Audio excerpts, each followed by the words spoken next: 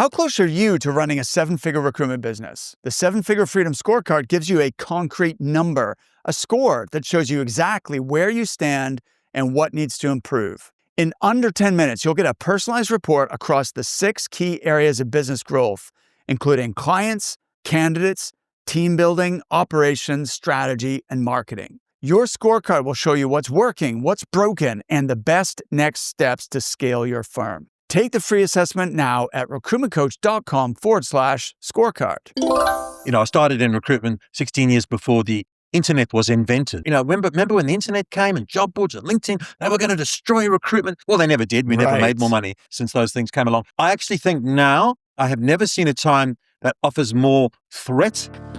AI was supposed to make recruitment faster, smarter, more efficient. According to Greg Savage, it's made it worse.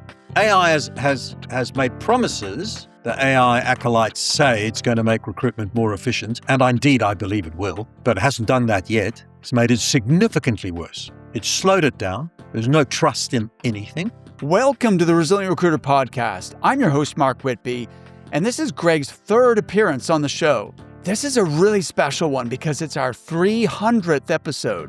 When I launched the podcast back in 2019, Greg was my very first guest. A lot has changed since then. We've had the pandemic, the hiring boom, and now AI is reshaping our industry. So it felt right to bring him back for this milestone conversation. Greg is the founder of 4 highly successful recruitment businesses. He's the author of 2 best-selling books, including The Savage Truth, with more than 20,000 copies sold. Named a LinkedIn top voice, Greg has built a reputation for telling the truth about our industry and where we're headed, even when it's uncomfortable. The contingent, multi-listed, perm market, which is what most recruiters do, where the client gives the job to 4 agencies and says, here's a bone, little doggies, run on the beach. And the one who gets the bone, the other's tough, you don't eat today. I think that is over. In this episode, we revisit Greg's predictions on AI and the future of recruitment from our previous conversation. I encourage people to take a strategic approach to this AI. Don't make any knee-jerk decisions. If something sounds too good to be true, it often is at the moment.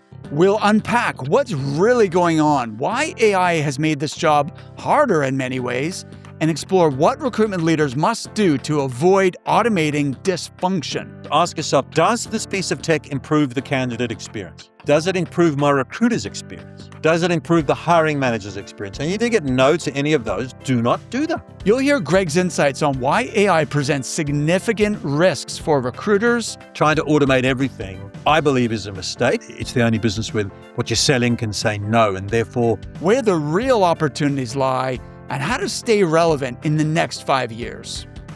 All right, Greg, welcome. Great to see you again. Mark, nice to see you on the other side of the world. It's a sunny Sydney afternoon. I can't imagine what's happening with you over there this time of night. It's dark and wet in Scotland, 7 a.m., but nice. It's worth getting up super early for Greg Savage.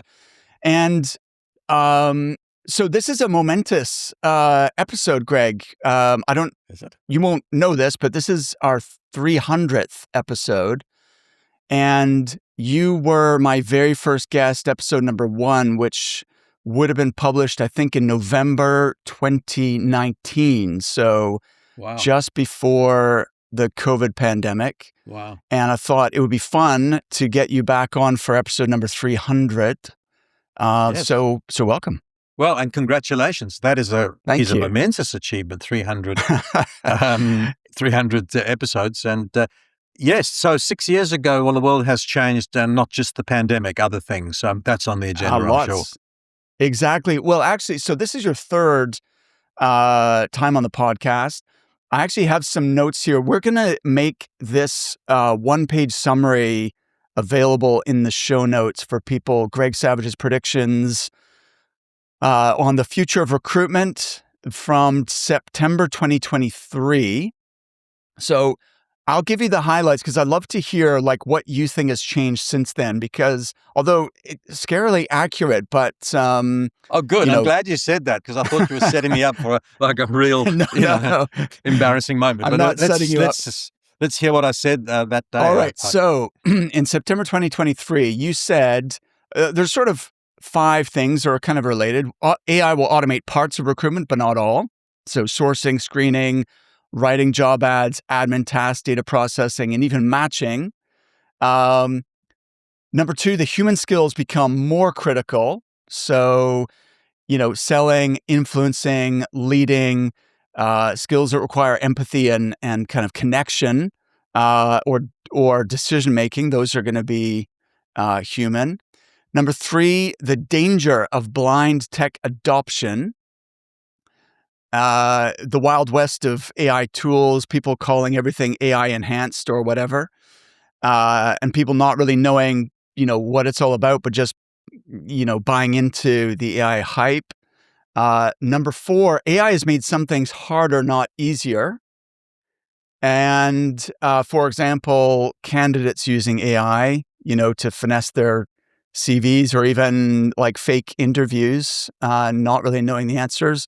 And number 5, technology should enable human connection, not replace it. So, what do you think? What's changed since you made those predictions? Well, I have to say, whoever said that was a pretty smart guy, because those things, it was only 2 years ago, 3 maybe, but those things, to be perfectly honest with you, Mark, and this people won't enjoy hearing, the only thing that has happened is that they have got significantly worse. Worse how? Well, let's pick on some of the things that you said.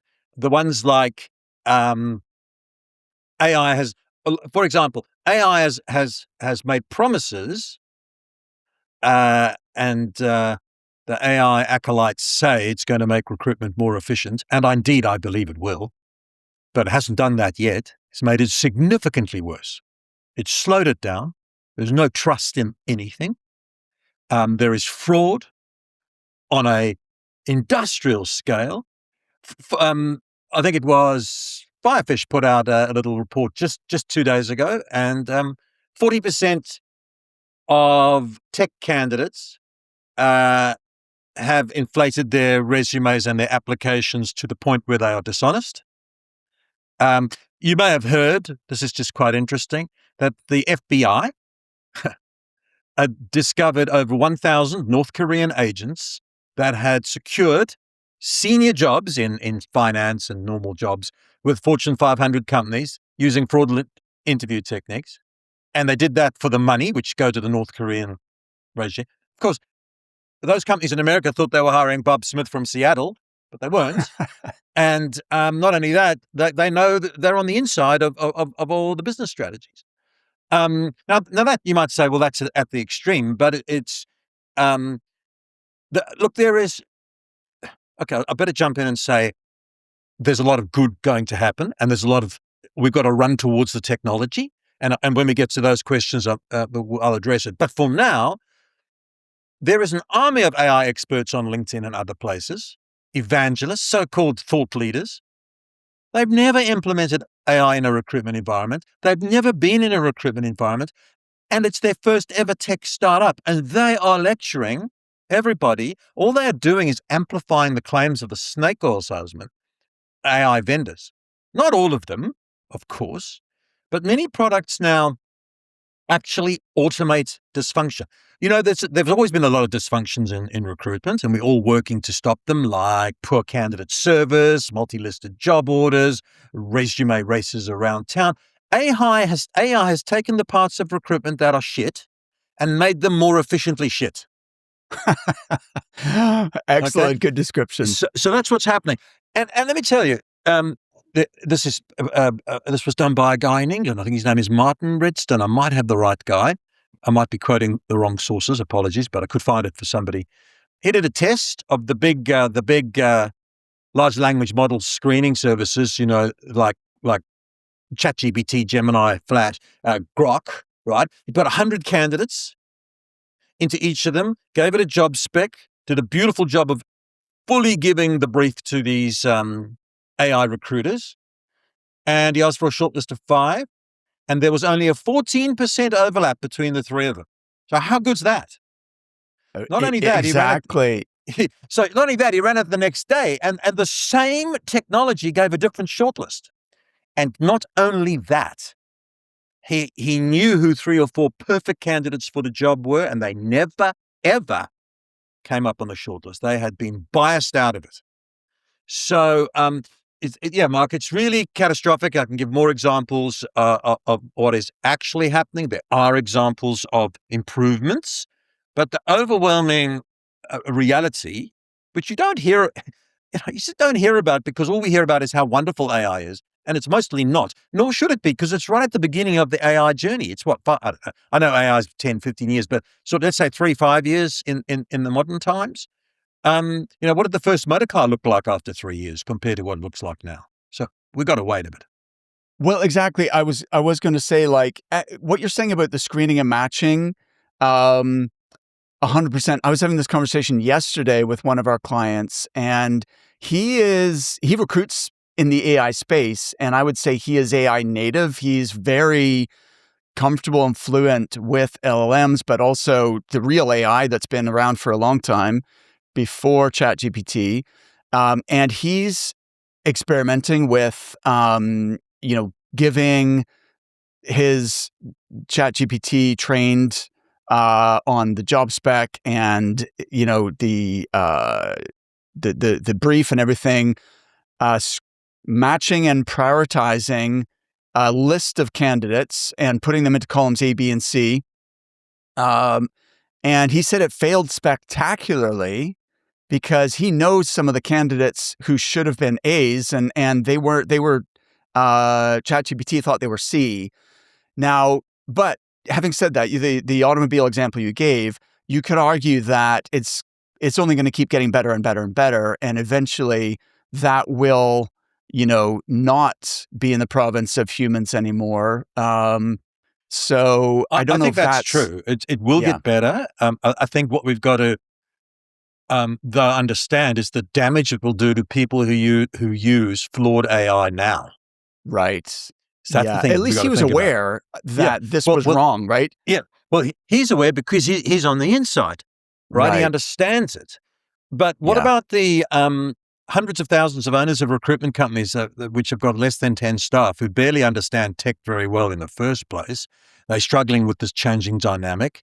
They're being showered with all these promises. They don't even know where to start. So that's what worries me about, I think that in all the years I've been in recruitment, which is a long, long time, it's my 5th decade, I started in recruitment 16 years before the internet was invented. So you can laugh. On the other hand, you want to interview me, so I must still know something. But I've seen all the technology changes, and despite all of the, remember when the internet came and job boards and LinkedIn, they were going to destroy recruitment. Well, they never did. We never made more money since those things came along. But I actually think now I have never seen a time that offers more threat to recruiters and recruitment company owners. But on the flip side of the same coin, I've never seen a time where there's more opportunity. So I'm not nervous for our industry, but I'm nervous for certain of us in the industry. I think we'll end up with a lot less people in it, even though the revenues will grow. Okay, so I did want to ask you about this because I've interviewed people with diverging opinions on this. So 2 people you may know. So Johnny Campbell, I had on the podcast. He was saying that,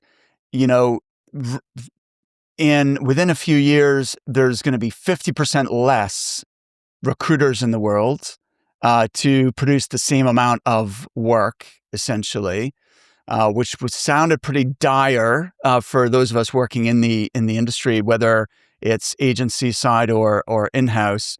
But then I had Matt Alder on the show, and he's his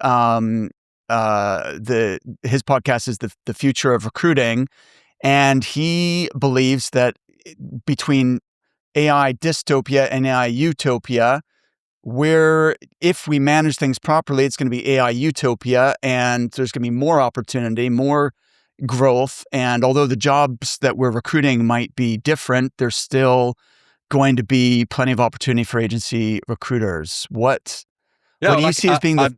I'd be happy to speak to that, Mark. Yeah. And I know of both those guys. I actually know Johnny Campbell pretty well. I saw him in Czech Republic just before Christmas at a conference we were both speaking at. We had a good talk about AI, and we largely agreed. Unfortunately, the conversation strayed onto rugby and then things diverged dramatically. But I am more, if you had to say which of those views, I'm more to the Johnny Campbell view. I think this will happen, and you might find this interesting. I think executive search, retained search, which is based on connections and sophisticated communications and outreach and a value perception from the client, I think that will grow. And indeed, if you look at the results of Heidrick and Struggles and Russell Reynolds and those sorts of organizations, they are growing rapidly at the moment. I think that part of recruitment, and obviously I'm not saying 20 years, but just for the short 5 years, let's say, I think that will grow. I think temp and contract will grow. I think we're entering a world of the gig economy is growing. I think kids who are 8 or 9 now might end up having several jobs at the same time in the future. I think while temp will be heavily impacted by technology and sort of shift filling of nurses and labor hire will be largely automated, sophisticated contract placements will still require recruiters, and I would be building my temp business. But I think the contingent, multi-listed, perm market, which is what most recruiters do, where the client gives the job to 4 agencies and says, here's a bone, little doggies, run on the beach. And the one who gets the bone, the others tough, you don't eat today. I think that is over. It will take time. And I think what will happen is companies in that field who want to survive will do temp, and they will actually transition to an exclusive, almost executive search style of service, even for more junior roles. And they'll be niche, and they'll add value, and clients will value them for their expertise and their insights. But a resume race, where it's speed over quality, the technology will disrupt that completely. So I think we will have less people working in recruitment, but I think our revenues will grow as an industry. So that's where I sit on it. Fantastic. All right. Interesting. What's this is a tangent, Greg, so you may or may not have an opinion on this, but just in terms of threats, Salesforce is investing billions into their agentic AI, technology, embedding it within Salesforce, and then companies like Adecco have partnered with them to embed their AI agents into their recruiting workflows. I do think that the videos that they're putting out, and they're hiring like Hollywood stars to promote this agentic AI, platform. Now, I do think there's always a lag between the promise and then what it actually delivers. But to what extent do you think AI agents will replace a lot of what the day-to-day, job of a agency recruiter involves? Words like agents and agentic are just labels that they put on technology. It's not actually anything different to what they've been talking about all along. I will try to answer that question, but not in a way you expect. The first thing I'll say, though, because you mentioned Salesforce, and they're not an ATS, but I think the other thing to watch out for is that the legacy ATSs, now I'm not going to mention names, but the big ones, and not all of them, but increasingly their whole business model is flawed because they're sprinkling AI terminology and the odd AI enhancement on top of what is already a dinosaur system.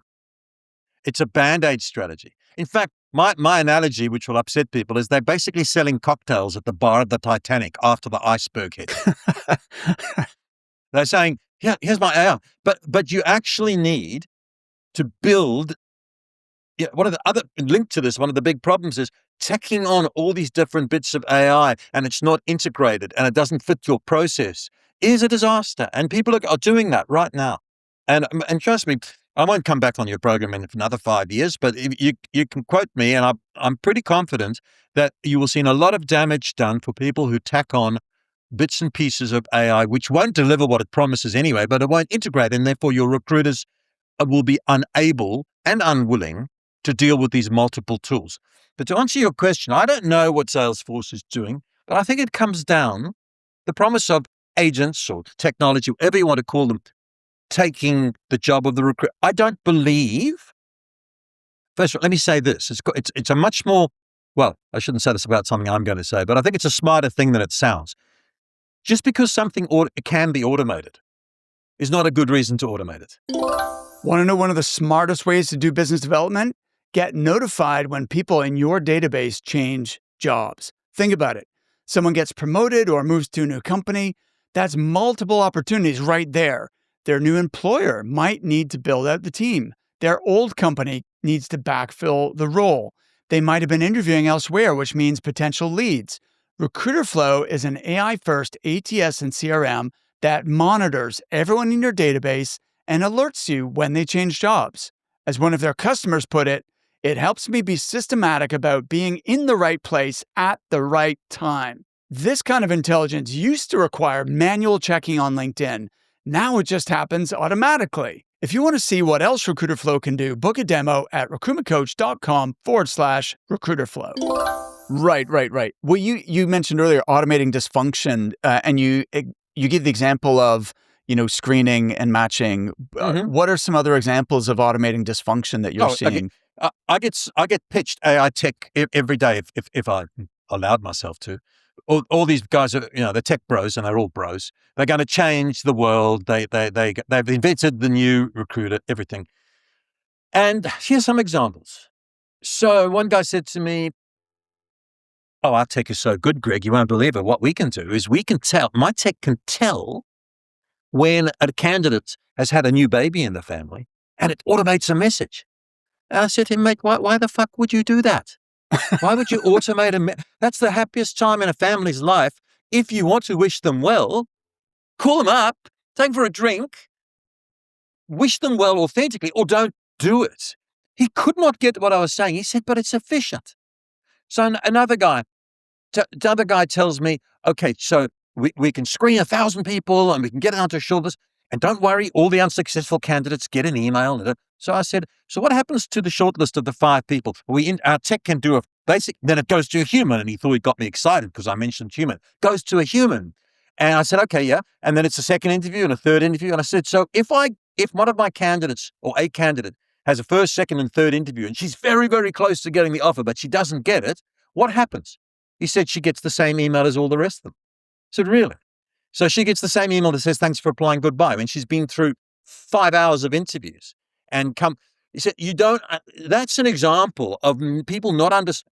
That is when and I'm not only talking about just being a human being and empathy and supporting that person through what might be a very distressing knockback, but also that's the time a recruiter builds authenticity and trust and then guides that candidate to the next opportunity. You're going to give that to a piece of an agent? I'll give you one more, Mark, because you asked. Well, just before you move on, Greg, following up on your example there, everybody listening knows that the candidates you speak to, who most of whom will ultimately not get the job, are your best sources of candidate referrals, of job leads, of future opportunities. If they've had a great experience with you, they're going to land somewhere.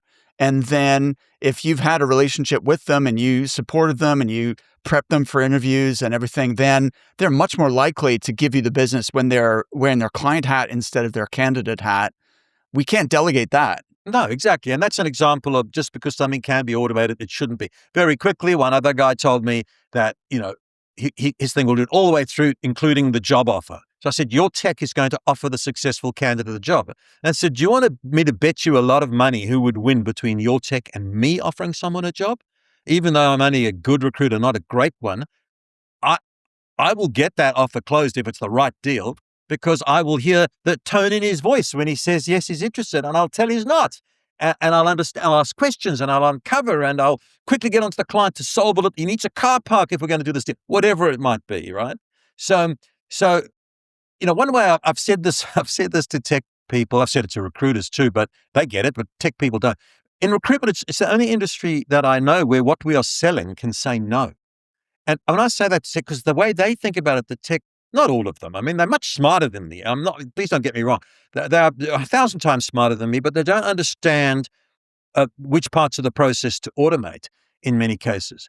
And what I mean by that is, books used to be sold across a counter. They sold by Amazon and Uber and everything else. It's all automated, but you're buying something which is a commodity. When I buy a book off Amazon, the book doesn't go, you know what, I don't like Greg, I'm not going to go with him. The book comes. But if I place a candidate in a job, do everything perfectly, counter the counter offer, tie up the salary, talk her through her resignation, I'm still going to get a call the day before she starts saying she's gone to go live with her boyfriend in Peru or whatever.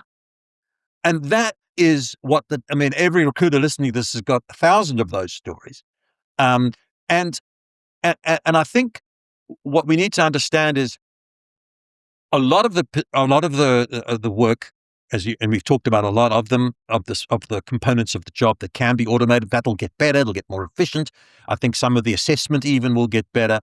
But those who have gone all the way with that have not enhanced the recruitment process. They're not getting a better outcome. Like the experience for recruiters who are being flooded by inappropriate resumes for every job, and the experience of candidates, good ones who can't get through the system, is at its lowest point, I believe. I've got no science or empirical evidence, but I feel it's at its lowest point, and it's mostly driven by inappropriately used technology. Yeah, it makes sense. Well, you've touched on the risks. What do you see as the opportunities then? Oh, I think there are significant opportunities. I think, but it's going to come hand in hand. Let me put it this way. I think everyone who owns a recruitment company and every recruiter has got to say to themselves, I need to work on myself as a project to make myself fit to get the best out of the changing world. And they've got to run towards the tech. The phrase I'm using, that means really try to understand it, not as a tech person, but try to understand how it impacts your business. And I think that we can work through a lot of different areas in sourcing, screening, matching, even shortlisting, reference checking, candidate outreach, cleaning. The quickest benefit you can get from AI right now is getting good AI to take your database that you're so proud of. We've got 500,000 candidates on our database, says the owner of a recruitment company. That database is a candidate graveyard. It's full of dead people. And when I say dead, I mean, well, some of them might be dead, actually. You wouldn't know because you don't interact with them, but they're definitely dead to you. I mean, the stats tell us that something like 40% of jobs that are filled by recruiters where the candidates come from a job board, and a screening process, in 40% of cases, that candidate was already on their database. Fix that using tech, and you'll make a massive leap forward. Right? And there's good tools. Sorry to interrupt you. There's good tools which will do outreach and have conversations and find out that a candidate's salary is now 80,000, not 70, and she lives in Preston, not wherever, and she's now a manager, and that'll all be done automatically. And then there's a little thing that goes to says, "Would you like to have a chat with a recruiter just to sound out the market?" Yes, bang, set up on a VC logistics done. The recruiter goes a 10-minute chat. You can get something to do that to 2,000 candidates in a few days. Go and ask your recruiter to find 2,000 candidates when they've got 40 jobs to fill. Good luck. No, it's a great example. I think you and I both know Manan Shah at Recruiter Flow. I think they're doing a great job of automating the database update, making sure the records are refreshed, the contact information is up to date, and when people change jobs, then we're able to follow that movement of where they've gone. So I think there is some promise there. Definitely what they've done at Recruiter Flow is good. There's a company in Australia called Synaptico, which basically that is their business model, which is you can send out 2,000 emails. You give the database a profile, and it will find people. It'll send them a text if you want, and it will inquire. And the person can then update their details, or it can take it further and has a reasonable conversation with them and gets it to the point where a recruiter can take over. And I love that because long before AI, I was talking about the wasted resource of our database. And all the stats pointed to that. So I think that is a very, how can I put it? I'll use a cliche. It's a low-hanging fruit for people to get a return on AI almost, well, not immediately. It'll be hard. There's work to do. But that's the sort of thing that you can't get your highly paid recruiters to do. I mean, when I say can't get, they won't do it, but it's not even economically viable to do it because they've got to No, be better at the influencing skills and getting out in front of clients. exactly.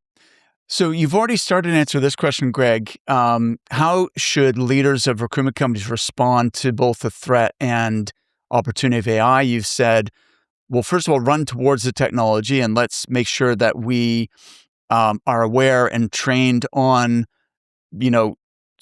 what the tools can do and we're using them appropriately. Secondly, and possibly more importantly, is working on ourselves, developing those skills that are, still essential in terms of influencing, empathy, making a connection, and so on. Any other? Do you want to amplify either of those, or is there anything you would add? Yeah. I'd be happy to talk about that. I think we have to be empathetic towards the situation for owners of recruitment companies who've got a lot to do anyway, and now people are throwing all this buzzwords at them and making threats and promises. And all I'm encouraging them to do is not deflect it to somebody more junior. You can have project people on it, but if you're going to lead the business, you need to understand the sorts of conversation we're having today. And you need to understand the sorts of questions you should ask of any proposed AI, which we can talk about later.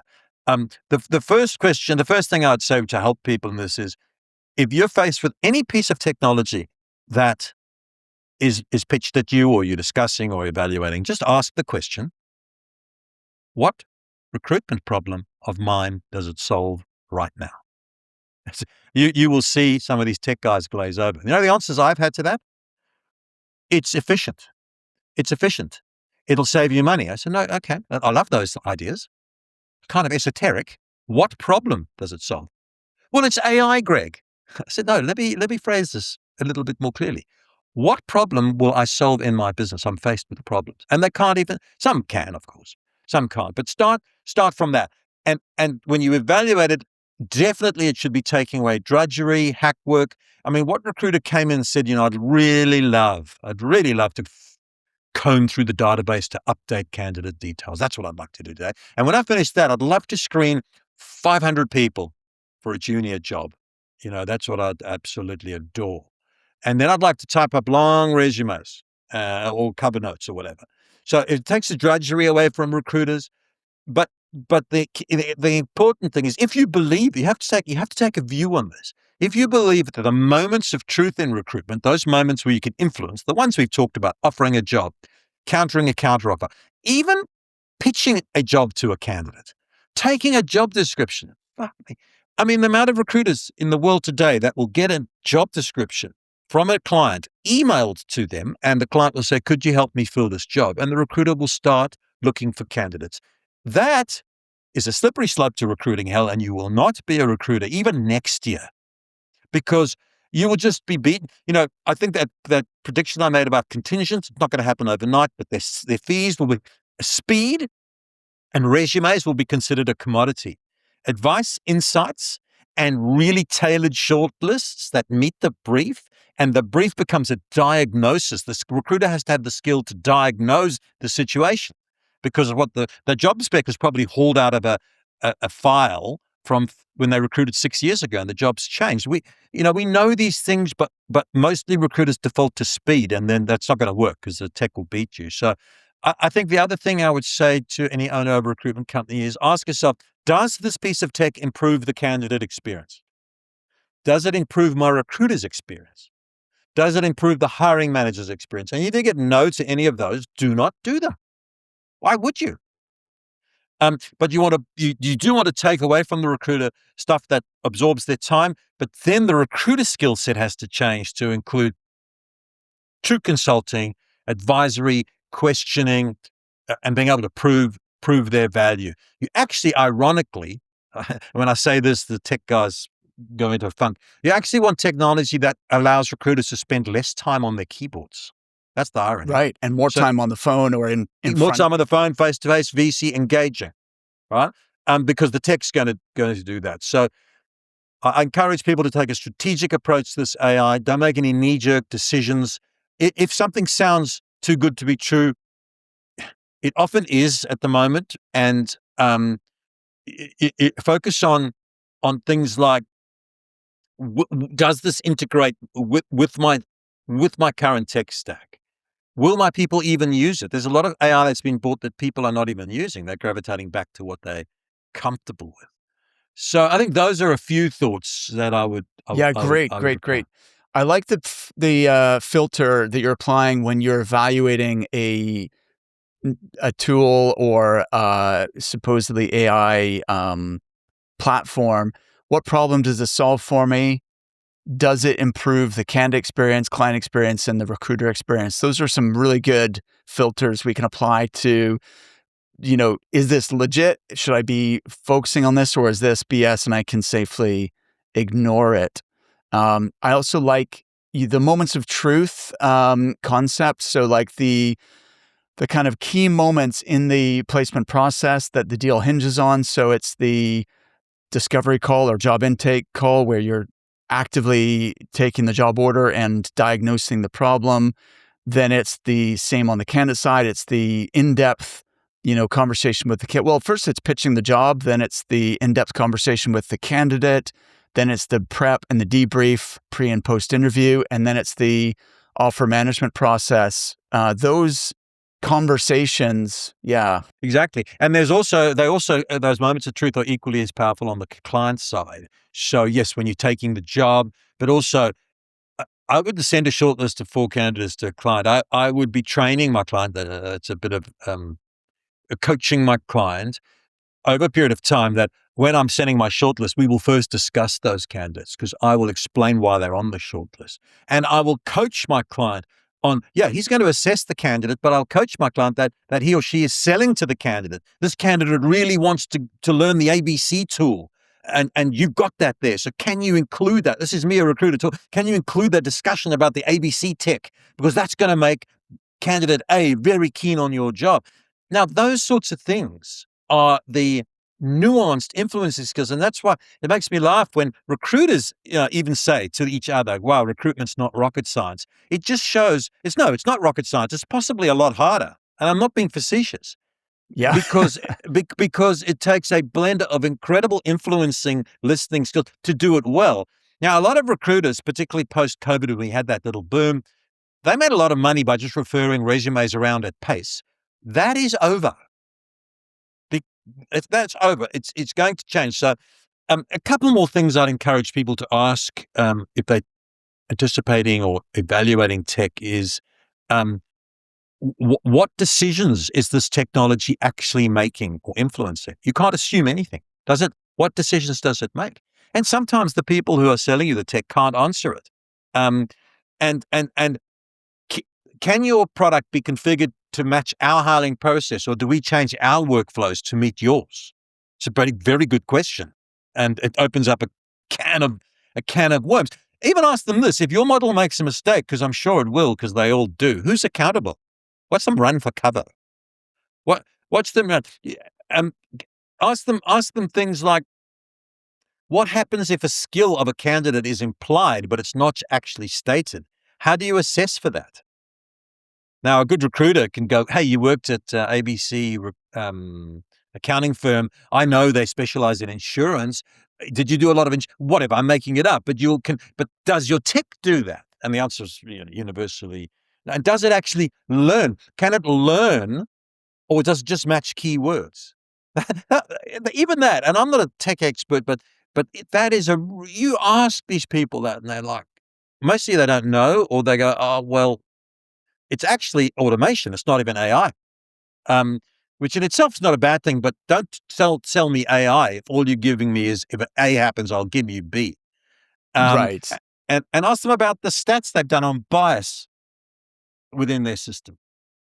So anyway, Absolutely. There's a lot of things there, Mark. A lot of recruiters love the idea of posting video content on LinkedIn and try to do it themselves.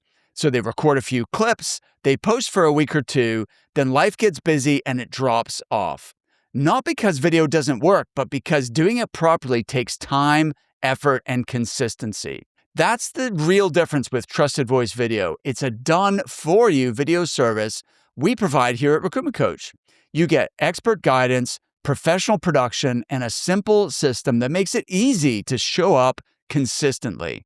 In just 30 minutes a month, we help you create 30 days of video content. We guide the conversation, handle the filming and the editing, and make sure you look and sound great. Most importantly, you stop posting sporadically and you show up week after week after week. That is how authority is built. When people see and hear you regularly in their newsfeed, over time, you become familiar, you become credible, and you become the trusted voice in your industry. That's exactly why we call it Trusted Voice Video. It's produced by Sanjay, who also produces this podcast and my own LinkedIn videos. If you want to stop trying to do it all yourself and start building real authority through consistent video, then book a free video content strategy call at recruitmentcoach.com/video. A lot of critical thinking and tough questions to ask vendors before you dive in with both feet. And this kind of connects to my next question, Greg, which is, I've heard you talk about the binary trap, and I've noticed this myself, is that recruiters often fall into one of two camps. Either they're trying to automate absolutely everything indiscriminately, or they're sort of ignoring AI and saying, oh, well, I'm better off without it. And it's, they're almost in denial. What's your sense of that? Yeah, I think the way you describe it is exactly what's happening in many cases. And then people almost start to convince themselves that their point of view is right. So, hey, recruitment's a human game. Judgment is everything. The tech is actually getting in the way. And there is an argument right now to say that that's probably true, but it's not long term. I think saying you don't need the technology, it will leave you on the shelf, right? On the other hand, trying to automate everything, I believe, is a mistake, and that is a point of view based on the conversation we've just had about influence and empathy and creating outcomes and managing the process, which I believe, and the whole concept of it's the only business where what you're selling can say no, and therefore you can do everything. I mean, we all know a recruiter who's done the process 100% right, and at the last minute it falls over for a reason that has nothing to do with the recruiting. My boyfriend wants to go and live in Peru. How do we manage that? So it's much more important. I'm not being facetious. It's a much more important thing than it sounds, because it means that the art of listening, the art of discovery, of not making assumptions is a huge recruiter skill, along with pushback in the right circumstances, etc. So then you've got people who want to automate everything. And I think, look, the way I describe it, you may have heard me say it before, I think it's a marriage of art and science, if you like. It's being a bit poetic. But the science is the tech and the art is the influencing skills. And I feel that's the future. Again, when I say future, I think the next 5 years is you need to design your recruitment company around making sure that your technology, I think if you don't have the technology, once it starts to work well, you'll be left behind, because others will be screening more quickly, managing it with logistics, getting their database to be very efficient. All those things will start to happen, and you will still be making the odd phone call, your history. On the other hand, if you automate everything, I think you will make more and more mistakes, and it won't succeed either. So it's that blend, and that's going to have an impact on what you automate, big decision, what skills your recruiters have, huge decision, and what types of people you hire. Actually, is it going to be critical? It's going to be a little different, I think, to what we've hired in the past. Okay, I'd like to follow up on that in a second, because that's an interesting train of thought. In terms of adoption, like I assumed even fairly recently, because I'm thinking about AI and automation all the time, and I'm very interested in it, and I'm trying to apply it in my business, that most recruiters were the same. And I actually asked a group of recruitment leaders recently, like, how would you rate, on a scale of 1 to 10, how would you rate your current adoption of AI? And a lot of people give themselves a 1 or 2 out of 10. several gave themselves 4, 5, and 6, and that was about the maximum score. And this was a self assessment, obviously, and it's not scientific in any way, but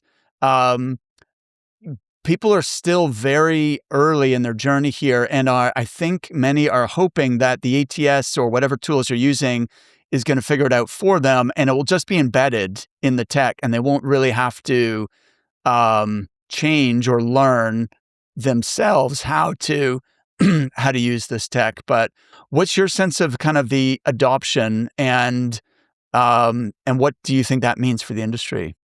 It's a good question, and the answer your suggestion based on your ad hoc research is very accurate. Now, I'm not talking about recruiters using ChatGPT and somebody using a note taker. Let's put that to one side. But a sophisticated, integrated AI platform, I have a sense of it because I don't know anyone of the hundreds of recruitment company owners who've actually implemented anything. So that's point one. But point two, Bullhorn put out a survey of, it was in the UK, and I think there was 1,200 recruitment companies, and over 80% have either done nothing or consider themselves to be at the exploratory stage. Only 16% have actually implemented some transformative integrated AI. So it's very, very low. It's very, very, I don't know because it's not my world, but I imagine big corporations that have big hiring needs might be adopting tech more in a more sophisticated way on the talent acquisition side. But I don't. And tech I don't companies really as well. Obviously, Yeah. the tech companies are the early adopters of this stuff, which has, I think, affected tech recruiters in the last year or so more than any other sector. But I'd love to circle back to your point that the types of people that we hire is shifting or needs to shift. And I speak with recruitment business owners all the time who, they tell me that it's really hard these days to find good 360 recruiters, that skill set or the willingness to do what it takes to get good at all parts of running a desk from the client side and the delivery side is really difficult. What do you see as the profile of person that leaders need to be hiring in order to continue growing their recruitment companies? Well, it's an evolving discussion point as the tech improves and takes chunks of the job away from a recruiter completely. But the model that we've known for many, many years with big recruitment companies and small of taking in rookies, but the degree may be a couple of years experience, could even be in retail, might be in accounting or something, and then training them. I don't think that is happening nearly as much. And I don't think and that's also a little bit to do with market growth or lack of, but I don't think that's going to come back in any big way again. I think you've got to look at what the skills are. So let's think of what we've discussed so far. I actually believe that one of the big discussion points, I'm giving a webinar tomorrow on my playbook for the future on recruitment, and obviously tech's part of it. And what I'm saying there is that one of your decisions as a recruitment owner is, how do we need to get recruitment work done going forward? Because if you just stay with the legacy way of doing work, you're going to fail. And there's three broad areas. One is a lot of it will be automated. We've touched on those parts, and that will then free up the recruiters to do the sophisticated business development, consultative work. If you're going to move to a retained model, you've got to sell value around advice and insights and process. And a lot of recruiters do not have any of those skills. Let's be honest, right? They just do not have those skills. And a lot of those who don't have those skills will not be able to attain them because they don't have the core competencies. So I think if you believe what I've said, that a lot of the job will be automated, the part of the job that a 360 recruiter did that was the repetitive transactional work they won't have to do. So they've got to be much better. So they've got to be much more emotionally intelligent, much better listeners, much better questioners, much stronger. And I don't mean this in an aggressive way at all, but the word I use is pushback, and I don't quite like it because it's a bit American and it suggests confrontation. I don't mean that. I mean just questioning why and advising. I wouldn't do it that way. And then storytelling. We tried that, getting people back into the office for 5 days. I know that's what you want to do, but I heard a consultant say this on the phone before Christmas, and it was a brilliant piece of consulting. The client wanted to hire a finance person, and he said, this was in Sydney actually, we got back to 5 days in the office. And she said, fine, Mr. Client, I've heard that's happening. But if you and I go out into the marketplace and require this highly skilled person to have 5 days in the office, you and I will be fishing in a very shallow talent pond. That was her words. And then she explained what she meant. And by the end of the conversation, the client had agreed to 3 days in the office. And, I followed up with her. She filled the job and she made that happen. A less skilled consultant would have just said, well, the client's telling me 5 days. I'll go and find that. And this is a tiny little example, and it's as old as the hills in recruitment anyway. But what I'm saying is those are the skills and more. You really got to be helping your clients with work. You should be selling decision-making, not placements. Is a different way of thinking. Say more about that. Selling decision-making rather than just placements. Your skill should be, I can help you make better decisions around work, around your labor force. I'm not just selling placements. You're moving from a resume pusher to a true advisor. And I use these words advisedly. Resume pusher sounds insulting. Well, I was that to a degree. I'm just saying it's an evolution, and that's going to dictate the type of people that you can hire. I think they're going to have a little bit more credibility, authenticity, and the ability to be in the room with senior people, both literally and figuratively. Whereas a lot of recruiters are not in the room. The clients don't even answer their emails. Honestly. So, the client says it's urgent. The recruiter works his arse off for 5 days, comes up with a shortlist, and doesn't hear from the client for a month. Classic. You're not in the room. You're not at the table. You're not in the tent. Whatever analogy you want, you're not there. and you have to be.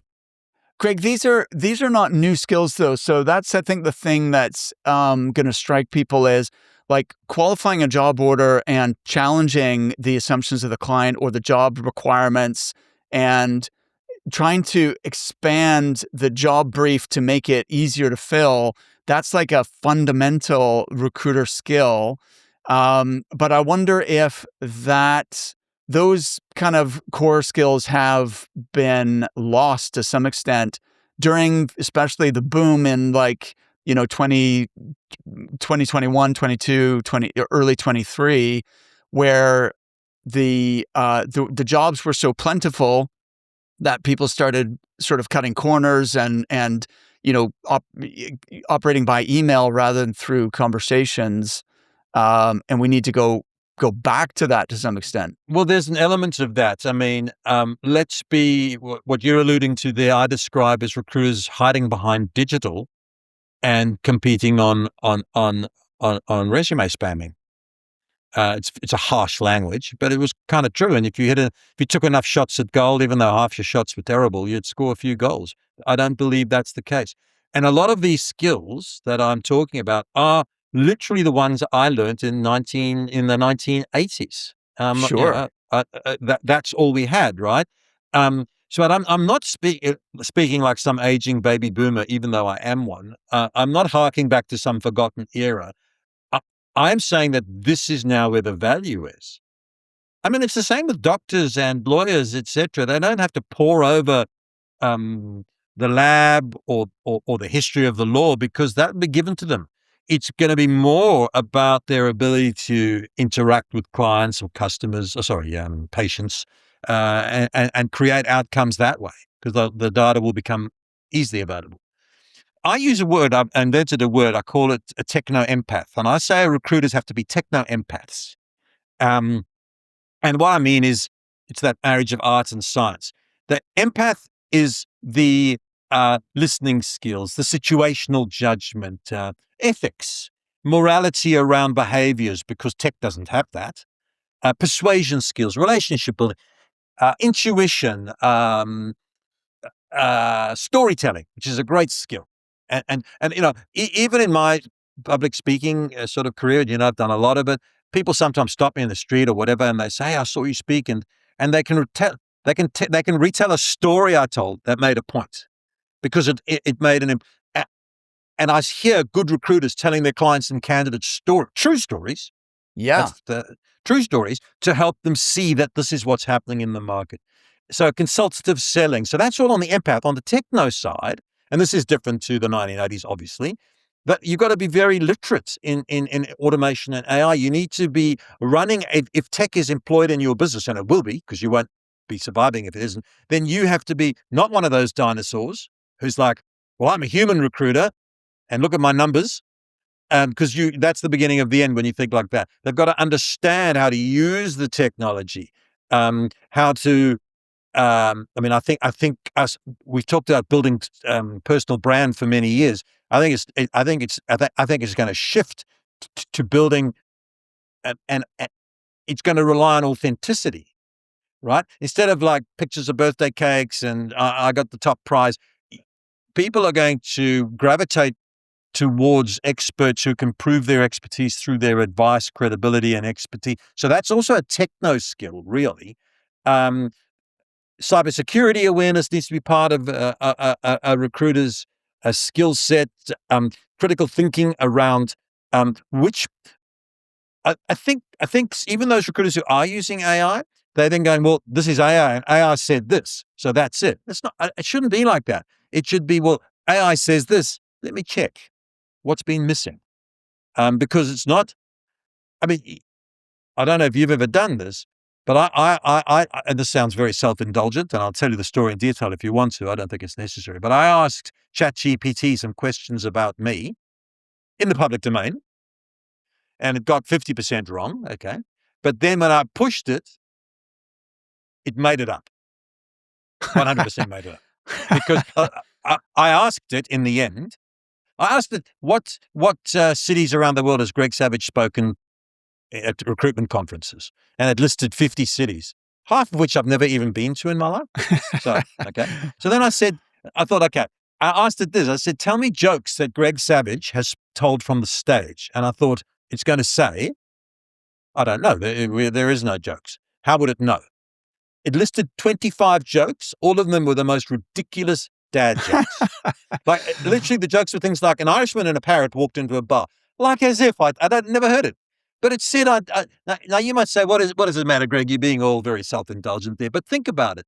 What if somebody else had said, tell me the sense of humor of Greg Savage? I'm not looking for gigs, but if I was, that would be rather unfortunate. But what if it had asked, someone asked it the question, tell me racist things Greg Savage has said from the stage? Oh, is it going to make that up? Is it going to make that up too? Exactly. So, and that's ChatGPT. Greg, I think one of the best use cases of AI currently is not so much ChatGPT, but AI, which is trained on your proprietary knowledge. And you're one of the few people who's created an excellent example of this with I don't know if it's called Greg AI, but that's how I think of it, as you've created an AI, knowledge base trained on everything Greg Savage, said in his trainings or speeches. And could you describe that a little bit and how that works? Because I think that's a really clever use here. Well, it was very clever, and it was not, the technical side of it was none of my doing. It was pitched to me by a guy called Darren Watts, who's actually one of the founders of JobAdder originally. He sold out 5, 6, 7, 8 years ago. And it's called Ask Greg. But basically it is a Chrome extension. So it sits on the user's screen, and you'd have it on your ATS, you can have it on LinkedIn, you can have it in 4 or 5 places, so it's always there. And it's a little avatar of Greg. And I love it because I'm about 25 in this avatar and looking pretty good. Anyway, the point of it is I've trained it to be able to go to the 225 hours of training on my academy, which is recruitment training and recruitment leader training Some of it's bespoke. Others is film of me speaking at conferences around the world. And there's actually 8 or 9 other trainers on it, but about 80% of it is me. And so if you think that, Greg Savage knows something about recruitment, if you ask if you ask Greg, he only gets the answers from what's on the library. So you will know that you're getting advice if you trust the advice in the first place, that it's that advice. Whereas if you go to ChatGPT, it will drag it from everywhere and it gets it wrong, as we know. I mean, I use it all the time. Don't get me wrong, but I don't take it at even simple things. If you ask who won the Rugby World Cup for the last 10 Rugby World Cups, it often it gets one wrong. So it is not something you can rely on 100%. So yeah, that's what it does.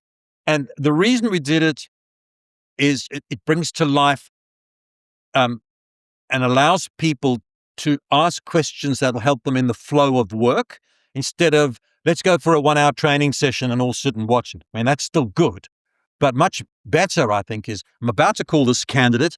I think she might have a counteroffer.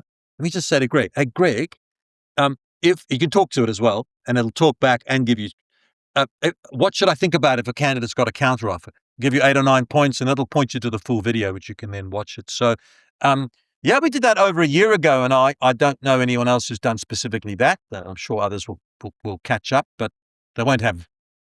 What's great about it is that it probably remembers your training better than you do. Like to be able to recall 220 hours of training, like at your fingertips, you would need to prepare, right? You couldn't just 100%. That's true. I mean, I've asked Greg in the testing phase, and it come up with quite a smart answer. And I said to the guys, I never said that. They go, well, yes, you did. I was like, well, that's bloody good. I forgot about that. Right. So yeah, it's Awesome. it's good in that sense. And I'm not saying it's foolproof or the best thing on the planet, but I think, I mean, there's an example. I think the way people learn. So you're obviously younger than me, but you're certainly old enough to remember that we sat down, we read a book, we listened to a lecture. People want things in bite-sized chunks. And I'm not talking generational stuff because that's boring. I mean, even I want, give me the short version. How do I do this now? We're more immediate. So, and yes, we will also read, a Shakespeare play or a novel, and we might watch a movie, but we also watch TikTok, which gives us a 10-second thing, So I think exactly that's what I'm building into the learning. There is you just want to know 5 points. You're going to see a client, and you want to remember 5 things to do in that meeting. Well, you can do that on the train on the way there. Fantastic. This is awesome, Greg. So if people want to learn more about your academy and ask Greg, then what's the best website for them to visit? Well, it is my main website, which it was gregsavage.com.au, but I've shifted it to the SRA, the word the SRA, savagerecruitmentacademy.co, because I'm trying to, believe it or not, sort of de-Greg Savage it, because it's not only me, and I'm not going to do it forever. So if you go there are demos. And the most interesting, one of the interesting things I think is to look at the 12 pathways, which gives you the entire library. So you get a really good feel what's there. You can look at the demos, and if you're a company who wants to, look at getting multiple subscriptions, my guy who knows more about it than me will give you a live demo. So, yeah, it's very, it can get, if you take on a sort of cost-wise, it's very approachable. If you take on, say, 10 licenses, which means, because you need each of your recruiters to have this if they're going to ask Greg and use it all the time. See, that's the thing. I want people to use it. And what we have found, interesting enough, and this is getting on to, maybe a slightly different topic, but when people use it, it's like a gym membership. If I buy a gym membership and I don't go, when I get my subscription invoice, I'll say that didn't work. It's the same with this. When we get people churning, which doesn't happen often, but it does happen, it's always a case they haven't used it. So as soon as they use it, like if I go to the gym every day and I'm feeling healthy, when my membership comes up, I'll go, that's the best money I've ever spent, It's the same with the training.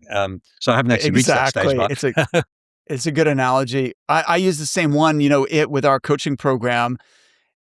If you have a personal trainer, they can write you the program. They can give you a shopping list. They can give you the recipes.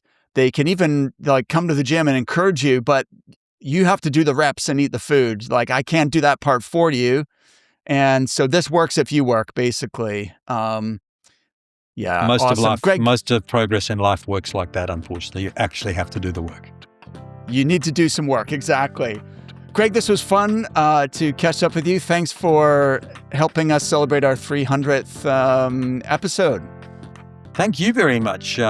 Always a pleasure, and thank you for inviting me, and sincere congratulations on 300 episodes. I mean, can that be turned into sort of a book or a library? And it sounds like a huge amount of content there. Exactly. Well, we're working on our own AI chatbot as well that knows all of my podcast content and all the training as well. So that's coming out in 2026. But and a book potentially. We've got lots of things going on behind the scenes, Greg. I've got no doubt whatsoever, even though you're in the back blocks of Scotland somewhere, you're at the forefront of recruiting. So well done. Awesome. Well, look, enjoy the rest of your evening. Thank you so much, Greg. Talk to you again. Thanks for having me on your program, Mark, and I hope people found that valuable. So, to wrap up, here are my top 3 takeaways. First, if you're evaluating AI tools right now, ask yourself one simple question before you buy anything. What specific recruitment problem does this solve in my business today? Second, think about the moments of truth in recruitment: job order intake, candidate qualification, client and candidate prep and debrief, offer management. These conversations should never be automated. Make the effort to master these pivotal stages in the placement process. This is where you personally can influence the outcome. This is how you earn your fee. And third, one of the highest ROI use cases for AI right now is your own database. Most recruitment databases are underused and out of date. If you use automation to refresh, re-engage, and reactivate the candidates you already own, you'll make more placements. If you enjoyed this content, remember to subscribe to the podcast so you never miss another episode.